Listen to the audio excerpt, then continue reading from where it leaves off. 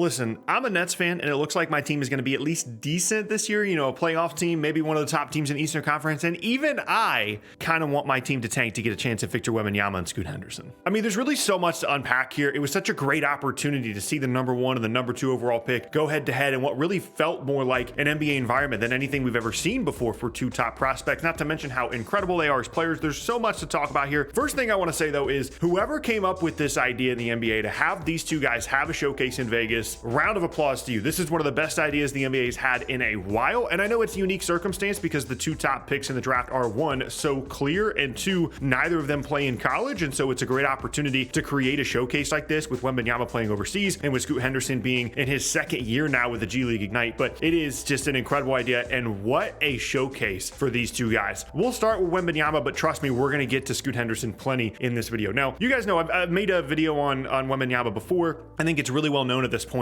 that this guy is going to be an unbelievable player, but I can guarantee you that probably 30 to 35% of the audience that tuned into these showcase games were thinking, well, is he really that good? Like we've talked before in previous videos about international bias, right? And never really wanting to believe that these international guys are as good as everybody says that they are until we actually see it for ourselves in what is at least a little bit of an NBA environment. And in that previous video, and other people have said it as well, like we're trying to tell you, like it's different. Like this isn't Mario Hezonja. Like this guy is unbelievable in terms of his skill set, his physical tools. It's out of control, and I think he did a pretty good job of showcasing that in these games. I mean, the 3-point shooting ability is one thing, and the defensive versatility is another. He's got ball handling, but I think more than anything for me, not just with him, but in general with these like physical freak athletes, these guys that are unbelievable in terms of their size and their physical profile, is how you move on the court. Like there are players that are this big that they move around, like Taco Fall runs around and you're like, that guy is kind of a stiff. The fluidity and the body control of Victor Wembanyama to me is by far the most impressive thing. Like yes, he can shoot the basketball and that looks smooth.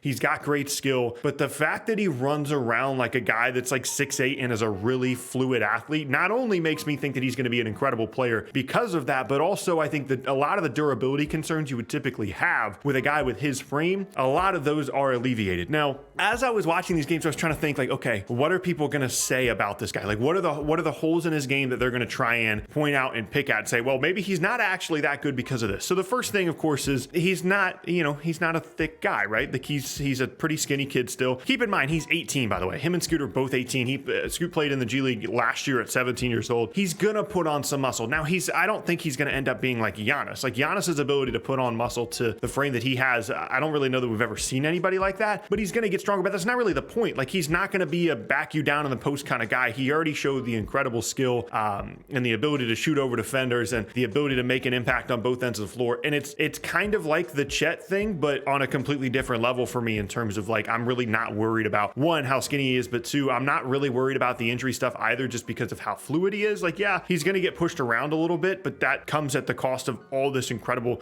length and rim protection, all these other things that his frame provides, even if there are some things that maybe you don't like because of how skinny he is. Apart from that, in terms of things that I think people are going to point out, like maybe he's a little bit too perimeter oriented for a lot of people because there was a lot of pick and pop stuff, but when you're shooting the ball as well as he is, I don't really think that that's, something that you can really point out.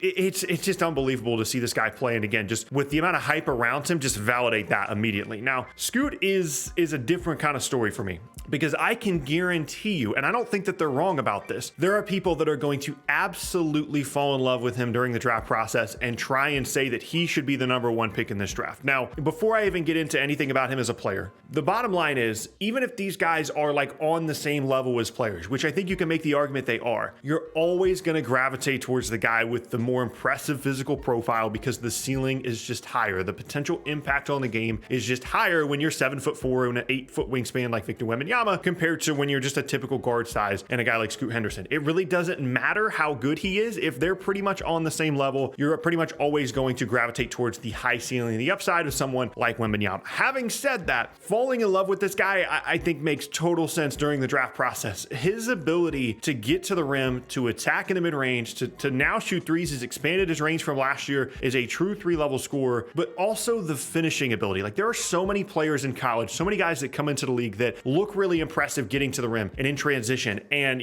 when it's a dunk, it's fine. But in terms of, that Kyrie-like finishing around the rim, the ability to finish around big guys, over the top of them with floaters, finishing ability at the rim is the differentiator between okay NBA players and like star and superstar level guys, especially especially at the guard spots. And it's just showcase games, and like he's still got a long way to go, potentially throughout the rest of this year to continue to show this. But his finishing ability at the rim is already, it looks like a guy that's like a 25 or 26-year-old NBA player. Like, it's incredible for him. And again, will continue to remind you that both of these guys are just 18 years old. That I don't view Scoot as like a consolation prize. I think that there's a team out there that ends up with the second pick in this draft if that's the way that it falls and they need a guard. He's absolutely the guy that I would take. In terms of, how you evaluate them at this point in the draft process, like I would have rather had him over someone like Jalen Green in the past. I think you could make a conversation, or make an argument, I should say, about him compared to Cade Cunningham at certain points of the draft, even given the difference in size there. Scoot Henderson is unbelievable, and I think he's going to make an NBA team very, very happy as well. And this brings in a whole nother conversation now about this draft. I think we're already seeing it about what this is going to make the league look like this year, because when you look at the two conferences, in a large part, there's more tanking teams in the West, especially at the bottom, Utah, San Antonio. These are teams that clearly are trying to get the first or second pick in this draft and get one of these guys. In the East, it's a little bit less clear. Yes, there's some teams that I'm sure by the end of the year will clearly be tanking, but it's a little bit less clear exactly who those teams are at the beginning of the season. But overall, this is going to have maybe the largest impact on NBA tanking that we've seen,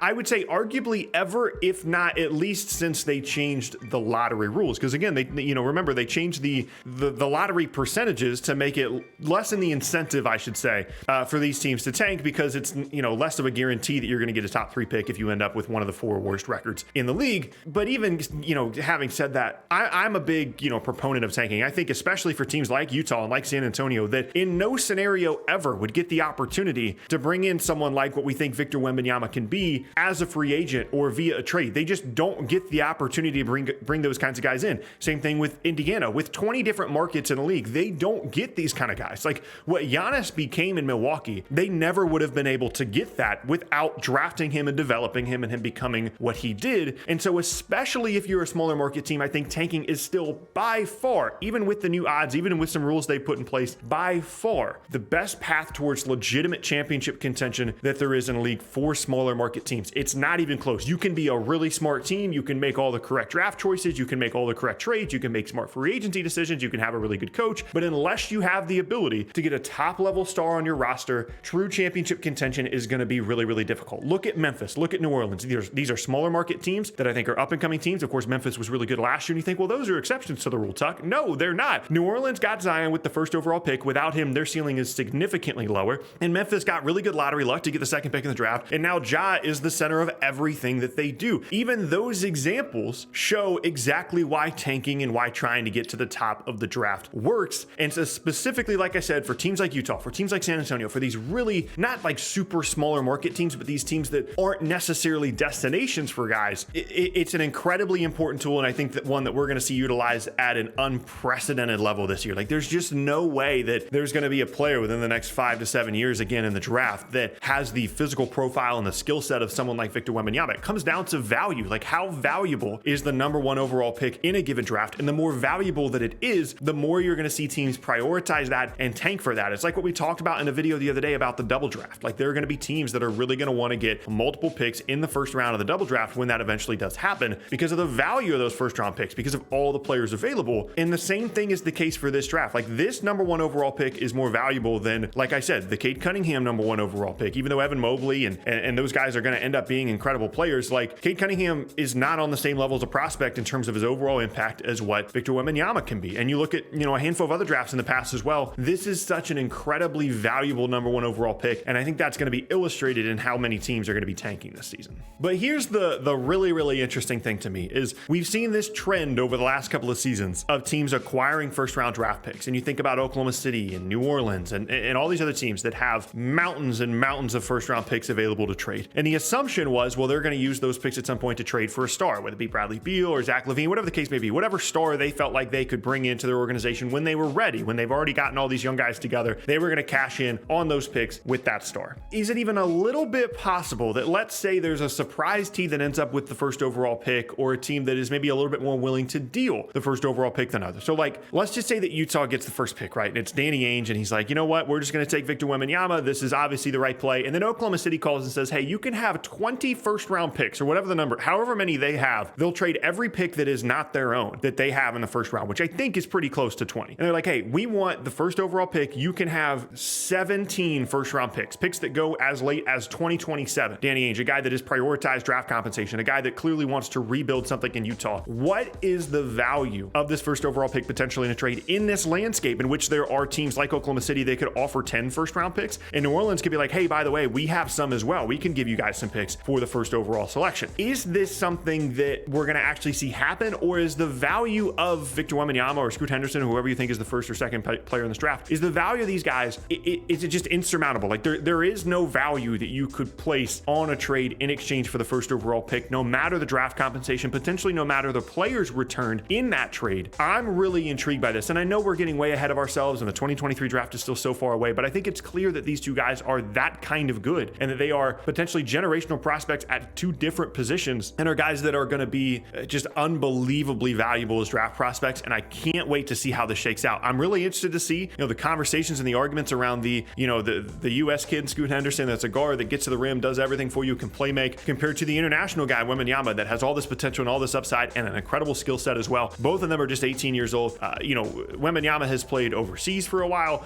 Scoot has played, last year he played at 17 years old in the G League. He played in the G League, or will be playing in the G League this upcoming season as well against, grown men, and what that kind of does to his evaluation. And I think it's going to be an interesting evaluation of the draft process itself in terms of how we look at these two guys and then ultimately the value of these two players at the top of the 2023 draft. And I can't wait. I know that the NBA season hasn't even started yet, but the 2023 draft is already something I am very, very focused on.